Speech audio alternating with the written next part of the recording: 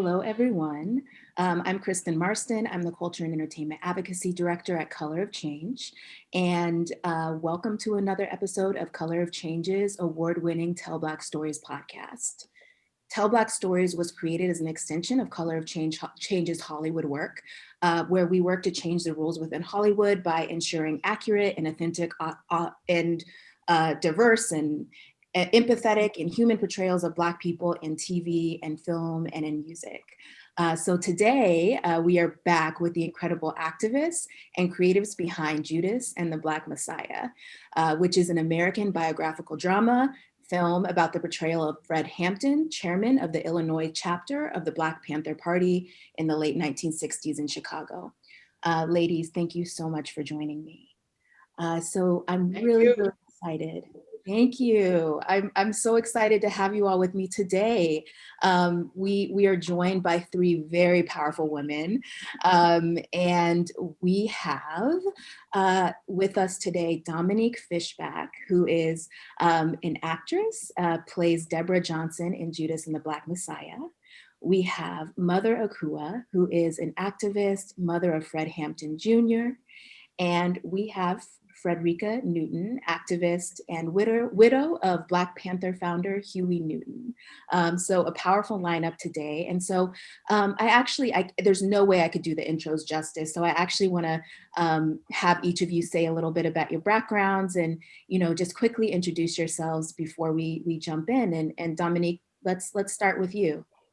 Okay, so I'm a Brooklyn-born poet and actress. I started acting when I was 15 in a theater company that in order to act, you had to write your own stuff. So I started acting and writing at the same time, which I feel is what I bring to the roles that I do. It's never like, oh, just an actor. I always that's why I meet with the director beforehand. Like, if you're telling me, I'm going to give you feedback. I'm going to really try to build the world of the character and make sure I'm representing the women that I play to the best of my ability. Beautiful. I'm excited to talk to you today. I was listening to some of your interviews over the weekend and I was like, she seems so fun. So good to meet you. And we'll toss it over to you, Mother Akua. I would love to have you introduce yourself. Akua and Jerry. I was born November 28, 1950. And I was a member of the Illinois chapter Black Panther Party. I worked on the finance committee under the leadership of Lieutenant Barbara Sankey. I'm the widow of Chairman Fred Hampton and the mother of Chairman Fred Hampton Jr., who is the chair of the Black Panther Party Cubs. And I am, last but not least, I am a revolutionary. Beautiful. So glad to have you. Thank you so much. And we will toss it to you, Frederica Newton. Hi, thank you. Good morning. Yeah, I'm Frederica Newton. I'm born and raised in Oakland, California, the birthplace of the Black Panther Party. And I'm the widow of, I was formerly married to Dr. Huey P. Newton, who was the leader of the organization that I was a member of as a young 18, 19-year-old young woman. I worked in the party, in the Black Panther Party school and the clinic and on the newspapers. And I presently am president of the Dr. Huey P. Newton Foundation, in which we strive to promote and promulgate the history of the Black Panther Party. Thank you. Thank you so much. Very well done, sisters. Very well done. So thankful to have you today. And, one of the powerful parts of having this conversation is, the story of the Black Power movement is often portrayed as mostly men. But we know women were always there and have always been an integral part of the racial justice movement.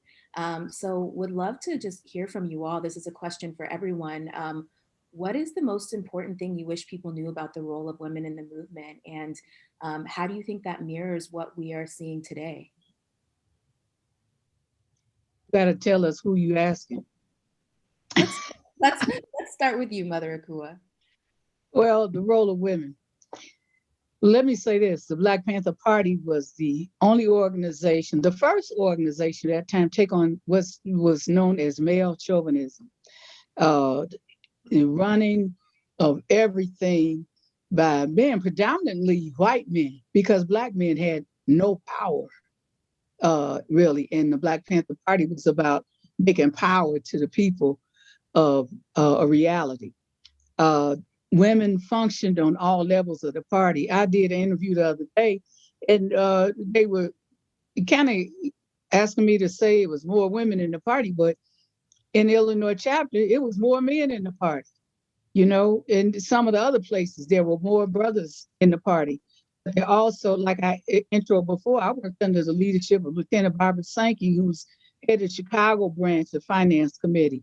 They had people in other positions on the central staff of the Illinois chapter, and also the Chicago branch, and also on the central committee of the party itself. There were women in different positions. Of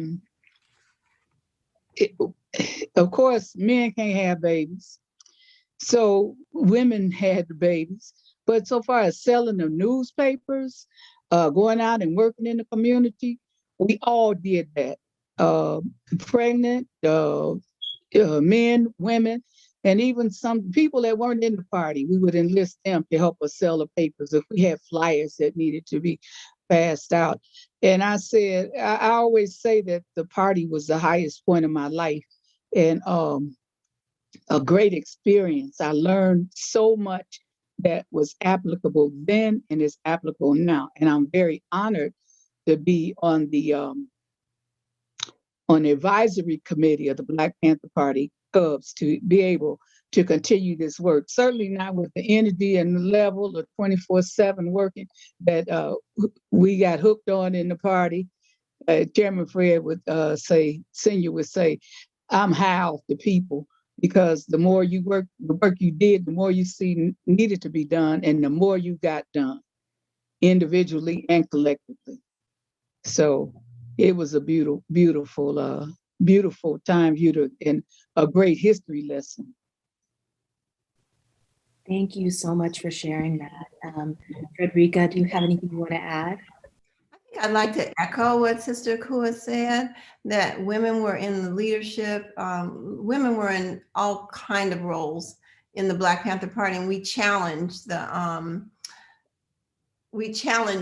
roles of women being subservient. So, and you had brothers that came in from all walks of life, so it wasn't always easy, but it was something that was definitely addressed. And when I came into the party, we had Erica Huggins came out of prison shortly thereafter and was in leadership. Elaine Brown, Phyllis Jackson managed the central headquarters there in Oakland, California. So I had the opportunity, Joan Kelly, you know, all these strong sisters that I had the opportunity to work under and work side by side with. I remember hearing, I was just listening to one of the old tapes of Chairman Fred when he talked about everybody was trained to be a leader in the Black Panther Party, that so that if everybody was wiped out and you were the only one left, that you could be a leader in the Black Panther Party. And I saw that so it was just so strongly represented that women, there was no distinction between the roles of women and men in the party. There was a distinction in how the public saw it, but in terms of how we operated within the party, women had heavy lifting, because like Sister Akua said, that we also had children. So there was a lot, you know, women were kind of had a double burden in having to care for their children or be separated from their children because of the work that we did. You know, when I worked in the school, initially the school, which became the Oakland Community School, was the Samuel Napier Intercommunal Youth Institute was the name of the school. Right and on. party members' children. So women had to make a really big sacrifice for the movement and for, you know, for the work that we did. So, you know, these are the stories that I'm so grateful that films like Judas are showing, that women did the heavy lifting in the party and paid a huge sacrifice as well. This is so beautiful to hear. These stories are so foundational to this work, and Dominique, would love to know, if you have anything to add here, and also just, well, what I would like to know, is like, what was the most important part of portraying this role to you, and what research did you have to do in order to dive in and play this character? Yeah, so I didn't really, growing up in Eastern New York, I didn't really learn much about the Black Panther Party. It wasn't until I got to college and I was in the Black Student Union at Pace University. A lot of times I was the only Black person in my classes, but in the BSU, we first heard about Chairman Fred. And so before taking on this role, I knew that he was assassinated at 21. I knew that Mama Akua was there and she was pregnant as she showed his body. And I knew he was betrayed by somebody who was an informant for the FBI. But I didn't really know all of the things. I didn't know about the Rainbow Coalition. I didn't know all of the things that I heard of the free breakfast program and how it affected our schools and why we were getting free food in the school system, but I didn't know very much. But I also think that it's alignment, and Shaka King, our director and our co-writer, actually talked about this. He said he kind of intuitively picked the four of us, Daniel, Lakeith, myself, and Jesse Plemons, for the roles. He didn't know what we had known. He didn't really know what was going on. But at that time, I was saying, if Hollywood's not going to cast me in a romance, then I'm going to write my own. So I was trying to write my own, like, Romeo and Juliet meets the Black Panther Party thing. And I was reading a book called The Taste of Power by Elaine Brown. And I was, and then I get this email that Shaka King wants me to play Mama Akua. And I had to reread the email. I said, wait, is he giving it to me or do I have to audition? And I met with him in a cafe in Brooklyn. And he says, yeah, it's for you. I'm like, do you have to ask somebody though? Like, do you have to talk to the producers and the studios? He was like, no, if you want it, it's yours. I asked him if the family was involved. And he said, we're trying to put the best team together so that they know that we're serious before we go to them. So we've been working on it. We've been talking, and Ryan Coogler's been talking to Chairman Fred, like things like that. And I was like, well, I don't know if I could do it if the family's not involved. He was like, well, just read the script.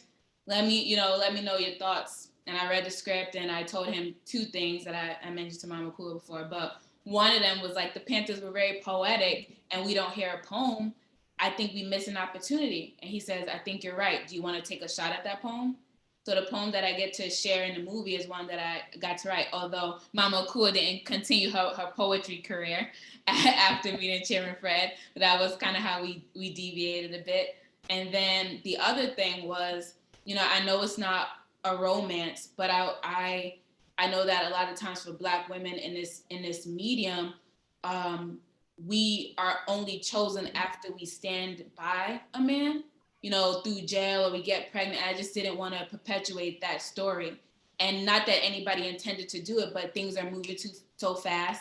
They have a POV that they want, but I have to be the sole advocate for this character, for this love story. So I want to make sure that we know that he loves her for her mind and her intellect and not just physical. So that was something that I was really pushing with Shaka. I would write him like 3-page papers and and he would always make time to hear me and speak to me. And then I asked him if I could have a journal that she carries around, because I wanted to make sure that, as actors, we're not in control over how many scenes you get, what the edits look like, but how I take up space as the character would be important. I have the journal with me all the time. I have it right here. But it was like, through the corner of your eye as an audience member, if you see her constantly writing, then she has a world inside of her, that she has opinions about things, even if we don't hear them yet. And that was also important. So journaling, making little poems, and watching Daniel really. And I remember we went to Chicago to meet with the family, and we spoke for over 7 hours around the table. Chairman Fred Jr. said, I want to know why every single one of you want to do this movie. And I'm like, oh my God. I'm like shaking. And Mama Akua said something. She said, the Panthers were very disciplined. They didn't speak out of turn. And there was some things in the script that my character says that she would have never said to Chairman Fred. And I'm looking at it like, oh, but it's so little. She's not even cursing or nothing. Like, I'm thinking in my head. But then I realized, okay, if Mama Akua feels like that, how can I look at the lines differently? Whatever she's feeling that gave her that feel, how can I make sure that that's not perpetuated? And then it was like, oh, Chairman Fred allowed people to trust in him. And like when you have that kind of trust in people, you don't have to be defensive. And Daniel, in turn, kind of gave me that same thing. So I felt like I learned how to trust Black men in a different way. I trust myself. I feel like I became like a woman doing this part. So thank you, ladies, for everything. Thank you. Thank you. That was actually really beautiful. I went on and on. I'm sorry. No, that was Oh, good. It was really beautiful to hear, and and your intentionality really came through in the portrayal of the character. I actually watched the film multiple times and rewatched again yesterday. And thank you for sharing about the poetry scene. I mean, that's so beautiful, and that's part of the work that I do in writers' rooms at Color of Change, is just helping them tweak those small moments that really help convey the heart of an issue and the heart of a character. And so I just love the intentionality and the conversations you had to really make it feel realistic and really do the story justice. So thank you all for answering that question.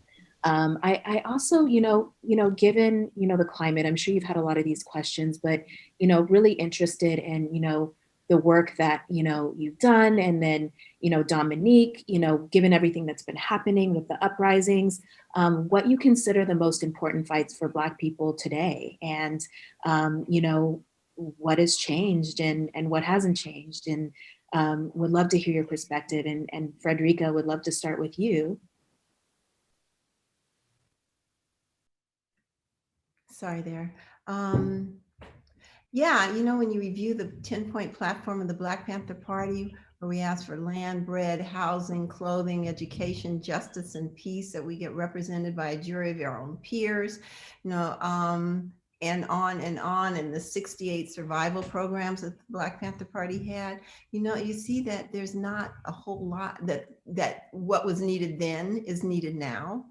And I think I'm encouraged by a lot of the leadership that we have with Black women, Barbara Lee, AOL, and others that are, Stacey Abrams, that are in there doing the good fight.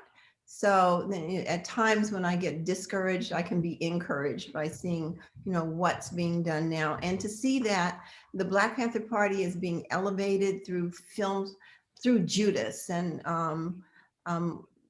Participant Media, who has a mission to make public the work of films like Judas, that they want to amplify this message, and to so that gives me hope. But to see that these things that we called for in 1966, and again when the 10-point platform was revised in 1972, have not changed, and that these things are just as relevant as they were then, and that there are people out there doing the good fight today. Absolutely. Would love to hear your thoughts on it. Well, let me say this, and I don't know who authored this quote: often imitated but never duplicated. The Black Panther Party has stood out. This is 50 some years later, and they're still at the legacy, and they're still trying to imitate it, but it's not happening. One of the things that has been, because every time a new group comes out, they're labeled as just like the Black Panther Party. There is no just like the Black Panther Party. You know what I'm saying? It's a political organization. People have sought to sort out the breakfast program from the politics of the Black Panther Party, the medical center from the politics of the Black Panther Party, and understanding the relationship of the people with the state. And all these organizations don't do that. Many of them are put in place by the state, or people that support the Republicans, the Democrats, the state, any and everybody. So we have to be clear. It's so many efforts to give the legacy of the Black Panther Party to just any old Joe Blow that come along. And it'll be another Joe Blow next week or next month, a new group that comes, but they're not carrying on the work of the Black Panther Party. And it's a lot has been said by people like Sister Frederica said about how the Black Panther Party, about the role of women was reduced, and all of this kind of stuff. There were different struggles, but one thing that I got to say about the Black Panther Party, they made that struggle front and center to take on male chauvinism. I mean, we debated, we sought some unity of thought on it. So I'm saying at this time, in this juncture, that the Black Panther Party Cubs are carrying the legacy of the Black, fighting for not making it something else that it wasn't. You know what I'm saying? Fighting to maintain the integrity of that organization and the leadership that it had. It was a central committee, it was local committees, and it was all kind of activities that won the people to a consolidated, unified thought and recognizing your role in relationship to the state and the state's relationship to you. That being the deciding factor in what we did in Black. Back in the 60s, you couldn't even be a security guard. They called you a rent-a-pig. You know what I'm saying? And recognize the police as the occupying army that existed in our communities. There have even been police organizations that people have said are carrying on the work of the Black Panther Party. That's an impossibility. You understand? Because the police agencies, whether it's the Army, Navy, Marines, whatever, they are agents of the state to maintain the status quo. Like we would teach the children in the breakfast program, that we serve and protect on the side of the police car ain't got nothing to do with serving and protecting the interests of the people, serving and protecting the interests of the state against the interests of the people. Our interests are not the same. We're fighting for self-determination like we were then as we are now. So I think that's very important to understand that. There are people that demonstrated, like the Panthers demonstrated, but that don't make them Black Panthers. And that don't make them like Black Panthers. That don't make them taking on the reins, the carrying the torch, whatever you want to say, the Black Panther Party. The Cubs are facing charges. They get arrested wherever they are, and they're always on the ground fighting for what the people want, not in the interests of the state. And I think we have to acknowledge that. It's a lot of kumbaya, we all together. We don't all want the same thing. That's the reality of it. Some of us want to be the only Negro sitting under the table catching the crumbs. And when we got to be honest with that. You know what I'm saying? You might not want to put it as bluntly, but that's a reality. A lot of people like being the only one or the first, you know what I'm saying, to do this in terms of Black people. But that's not the Black Panther Party. Power to the people. That was a fight for self-determination to make that a reality. Power in the hands of the people. We had the power. We have to demonstrate and come together. And we all don't agree with the same thing. Did I answer your question? You answered my question and so much more. What both of you just touched me so deeply with your responses, and it's so relevant in what has been lost in some of the conversation today around policing and even like the current conversations about defunding the police and what that means for us, and what safety really means, and the realizations that some people are just now having, that police weren't built for everyone. And so a lot of that education is obviously still lost and still not happening in the country. And anyway, what you said was just so powerful. So thank you both. Dominique, I would also be curious. I would love to hear from all of you on this, but Dominique, interested in having you touch on the importance of this film, both as a historical record and specifically, in this moment in history. Yeah, I feel my cast and I talked about this a lot. We wanted to make sure that whenever we were talking to people about the movie, that they knew that it was a tool. It wasn't you watch this movie and you know all things about the Black Panther Party, because it's cinema and things have to change for that purpose. But as long as we prayed and we wanted it to be like something that sparks, you know, the mind of somebody, the same way I was in the BSU and I heard it, or I watched the Black Power mixtape and I was like, what's that? I didn't know Stokely Carmichael. I didn't know anybody. And so it really just, even that spark, I couldn't pretend to say I knew everything, but I would start Googling, start searching. We have so much access to information right now. It's kind of hard because it's like, what is true and what's not, and trying to decipher between those things. But look at the amazing women that we still have with us as resources. So when I think about Judas and the Black Messiah, I think about the power of art. I remember in 2020 when the marches started kicking up, I was feeling really hopeless because, you know, I had written my one-woman show, Subverted, about the destruction of Black identity in America. And I had been trying to get it out there. And then I did The Hate U Give. And then I did Judas and the Black Messiah. And it felt like nothing was changing, right? And then I was like, well, what am I doing? Am I just doing art? Like, what does that even mean? And it was actually Daniel Kaluuya who spoke to me on the phone about it. And he said, you know, if we're all one body, then we don't expect the hands to do what the feet does. And we don't expect the heart to do what the brain does, right? Like we all have different functions and art is really important. And, you know, there's that quote that what theater holds up a mirror to society. There's things like that I had to remember. Right. And also we know now that our history books are not true. They're not fact. They're promoted as fact, but they're not. And what is going to be fact, what is going to be history are the things that we are writing, that we are doing.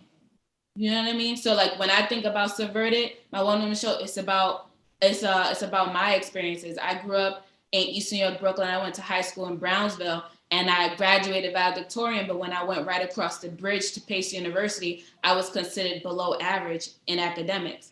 How is that possible that I could leave this community as the top or one of the top and then go right across the bridge and not even be considered average?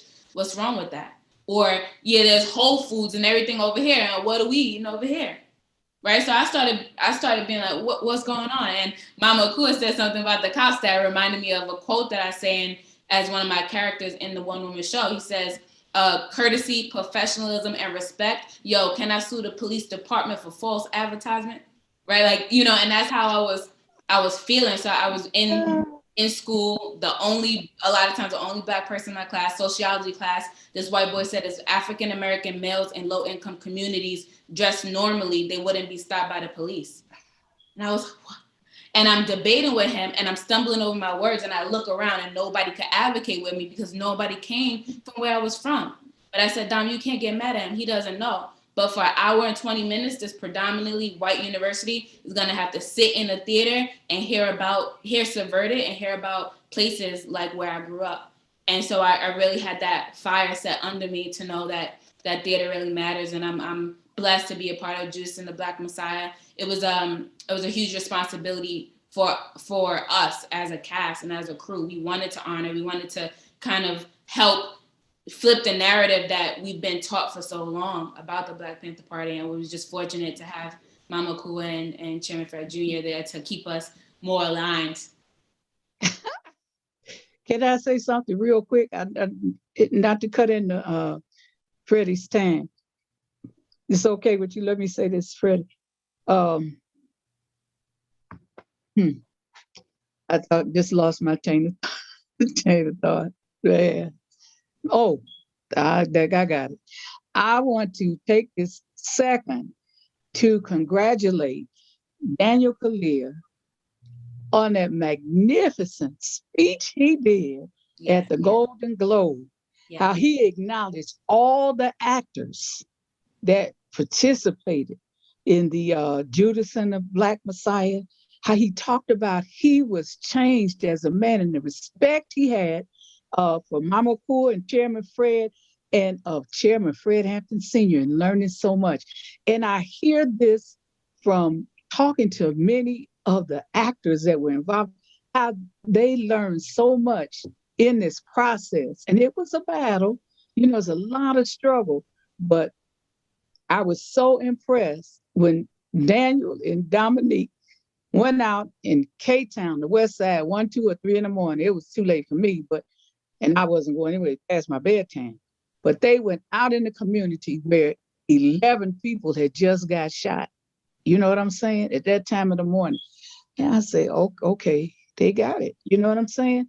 They are not afraid. You know, I know it sounds strange to y'all, but people are afraid to go around in the communities that need the most help, where all the attack is on in terms of police terrorism that we call police brutality back then. But I just had to commemorate Daniel Kaluuya on that powerful. They tried to mute him, but he came back. I did see it. Daniel was not playing. He was not having it. So that's what I wanted to say. I think your question was the impact and the importance of the film, was it? I'm sorry. Yeah, absolutely. So the historical, the importance of this film as a historical piece of art, and then also its importance and the relevance of today, and looking towards the future as well. I'd like to echo Sister Akua when she says there was one Black Panther Party.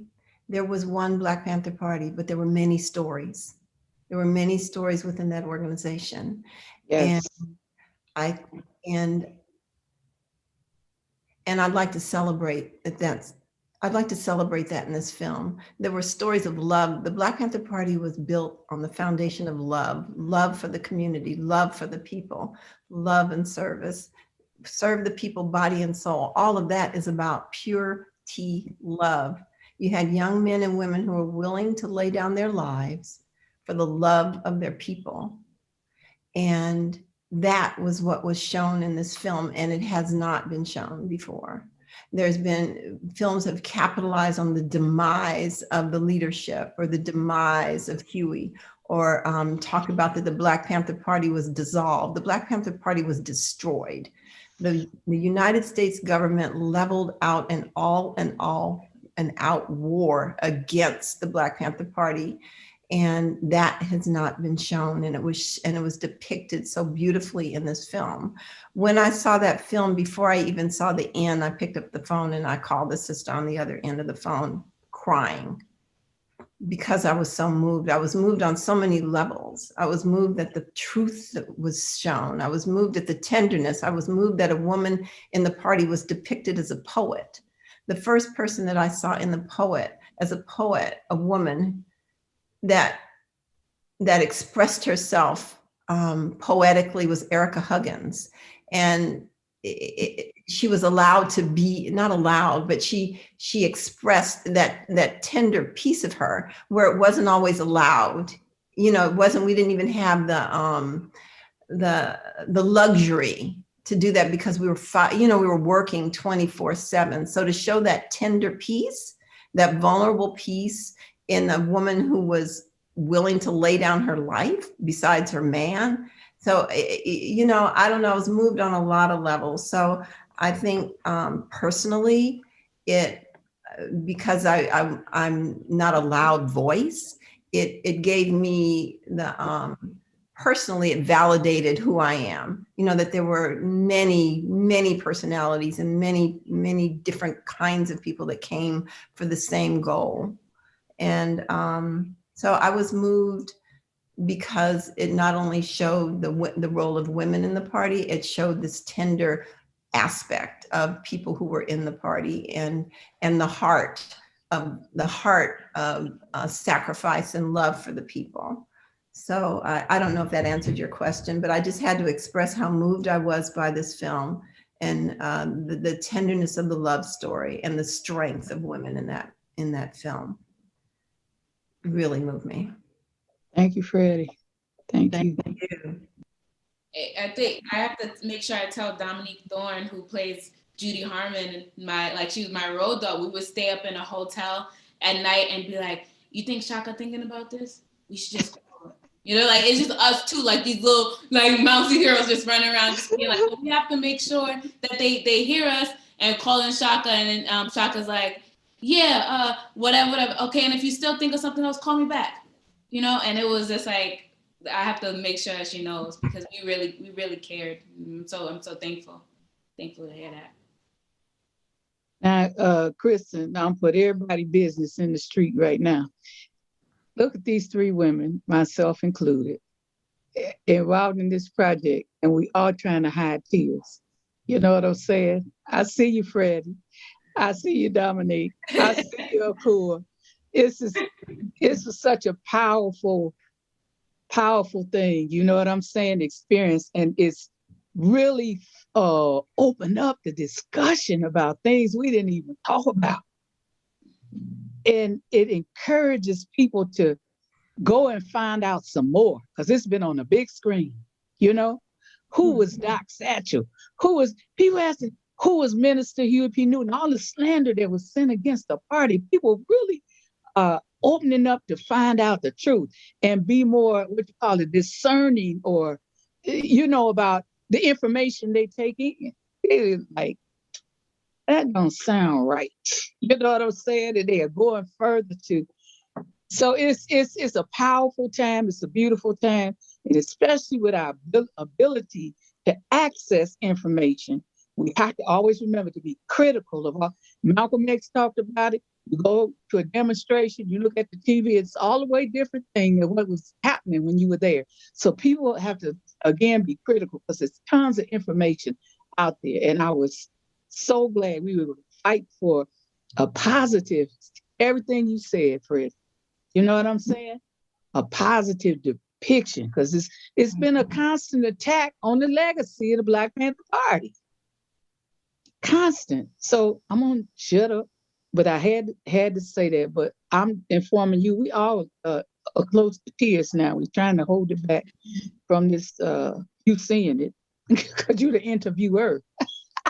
I'm close to tears, and this is my first time talking to you all. So this is a conversation I will never forget. So I'm so thankful for everything that you've shared today. This is really powerful. You know, I actually don't want you to stop talking. I want to hear more, and I would love to just ask you how it feels, you know, to see this historical moment that you were such a large part of played out on the screen. You talking to me? I am. It was, I don't know what to say. It was fabulous. It was not just to see it on the screen, but to know the work that went in to make it happen with everybody. We didn't just meet with the actors and the people involved at one time when they went over in K-Town at 1, 2, 3 in the morning. It was constant meetings, constant conversation going back and forth, you know, about whose picture was going to be in the back on a certain scene, in the wall, in the Panther office. You know what I'm saying? Who's smoking cigarettes, who ain't, how people dressed. You know what I'm saying? All of that was, you know, back and forth in battles, but I'm just really, the right people was played the roles, I think, that needed to play. You had the right combination of people, you know, making this happen. It came together because this was not our first invite to do the story of Chairman Fred. And I've been on some things that supposedly were to show the truth about the Black Panther Party, but ended up being an attack piece. I went to Freddie one time, met her at her house, and apologized for being in some bullshit. But they attacked Minister Huey. I didn't, but the way they navigated it, I felt so bad because it came to me with a different line as to what this was about. I said what I had to say. Always honor and respect for Minister Huey P. Newton. We always carry his name. You know what I'm saying? And his contribution. I don't care whatever else you say. Everybody didn't go toe to toe with this government at the time when it wasn't popular. So we got to get credit where credit is due. I went to see Freddie and told him back then, I said, I really apologize for being in that bullshit. But I didn't know it was going to come out. So this movie, everything isn't gospel truth, but it gives you enough of truth that you say, I got to go out and find her. And I saw a comment that somebody wrote, and Chairman Fred talks about it a lot of times. He said, Luther Vandross songs, the people listen to that a lot of babies was made listening to that music. And, Teddy Pendergrass and that sort of thing. These are romantic things that people got it on, as Marvin Gaye say. A lot of babies were produced. But a lot of people want you to pay for the hotel and, buy the champagne and do everything else. You know what I'm saying? But this is something that people can take home with them, discuss, and find out more information. Don't just leave it here, but find out more information and be critical. Do a critical analysis of the information that you get. Because this movie don't stop false information. You know what I'm saying? Nothing will. Me talking about it, Freddie talking about it, Dominique won't stop false information. That's gonna happen.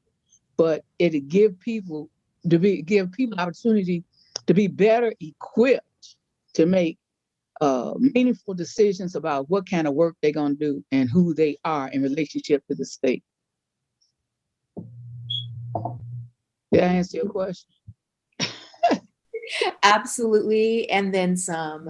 These are great. And so we have a couple more minutes, but I want to ask, just two quick questions, if I can.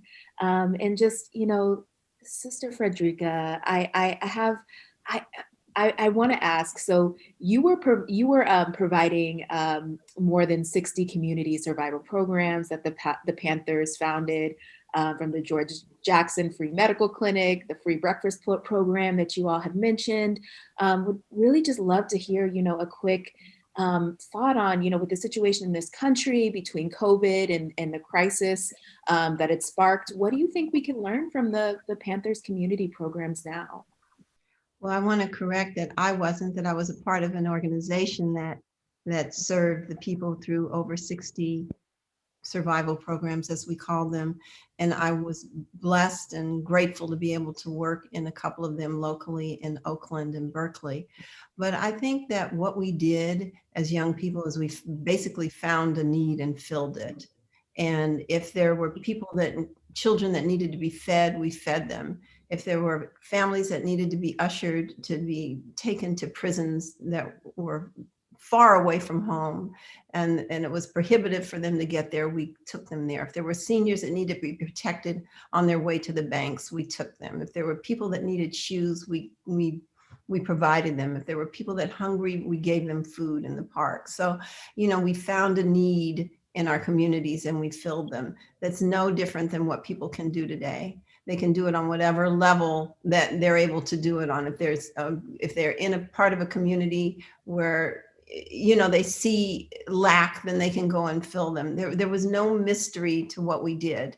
It was actually very simple. It was based on love. I think Huey's quote was, what was it? I think that what motivates people is not great hate, but great love for people. And that's what we did. So as you saw in this film, it was based on love. And that's what people can do today.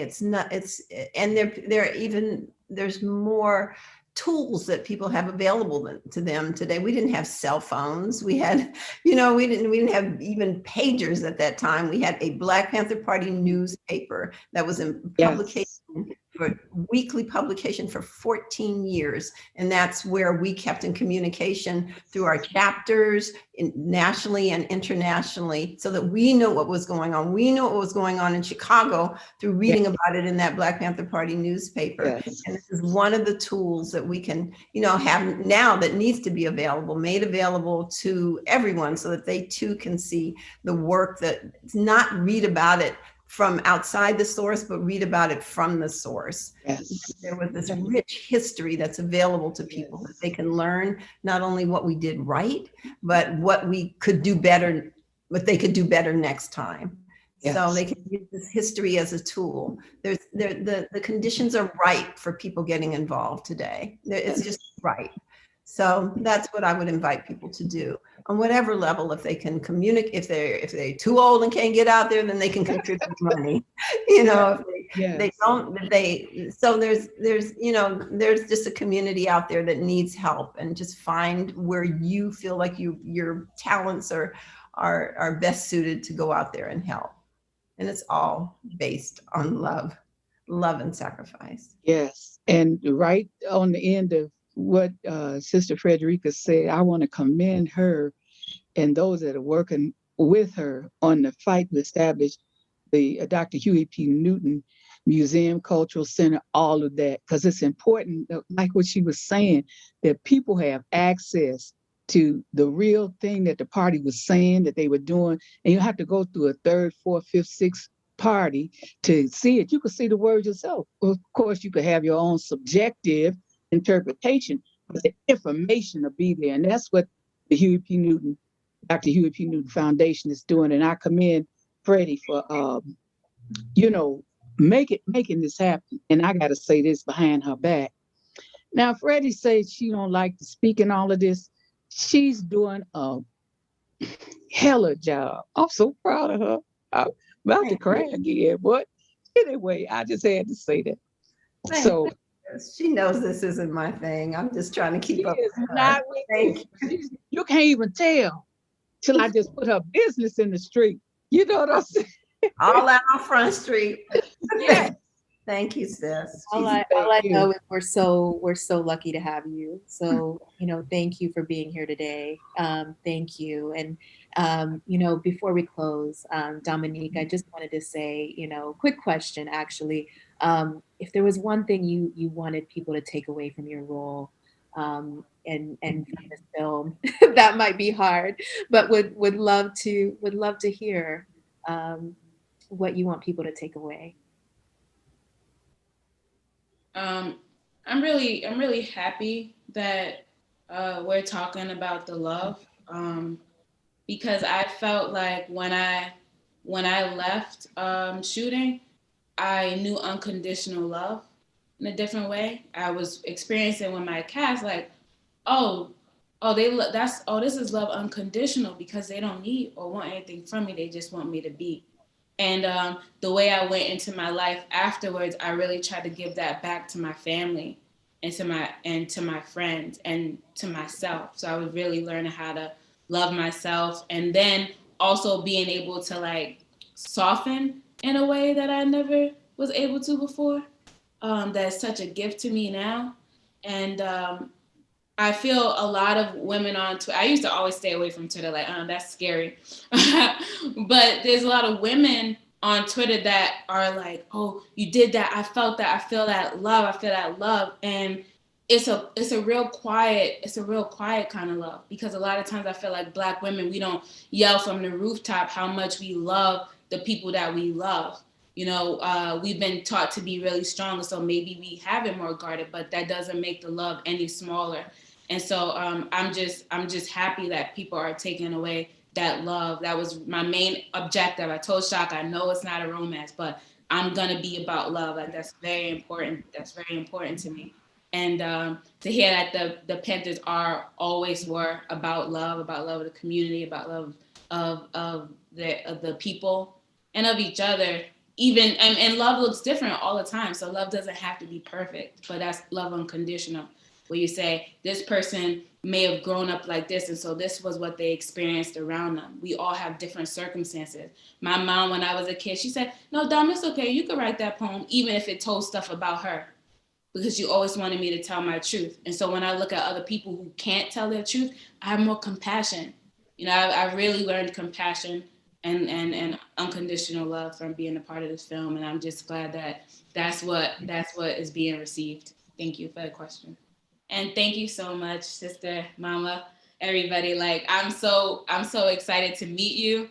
I feel like everything is alignment. I could have never imagined this when I'm learning about the Black Panther Party, and I'm researching to get to talk to you and hear what you have to say, to like sit in that home that Chairman Fred grew up. I remember being like, Dominique, do you realize where you are?